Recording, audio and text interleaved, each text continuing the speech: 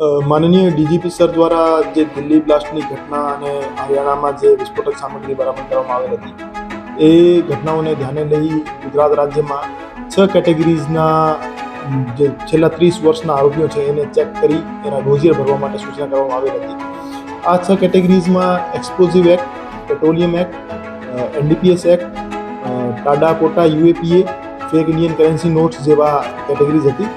એના કુલ 1353 જેવા આરોપીઓ રાજકોટ શહેરમાં ચિહ્નિત કરવામાં આવેલ હતા, જેના રોજિયર ભરવાના હતા.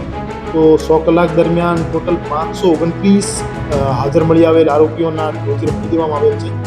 અને બાકીના આરોપીઓમાંથી 106 આરોપી જે છે એ હયાત નથી, મરી જવાના કારણે એમના રોજિયર ભરવામાં આવેલ નથી. અને 52 આરોપી જેલમાં છે. અને આ સિવાય બાકી જે આરોપી છે એ સરનામું બદલાઈ જવાના કારણે અથવા બહાર ગામના હોવાના કારણે એમના રોજિયર પહોંચી ગઈ નથી.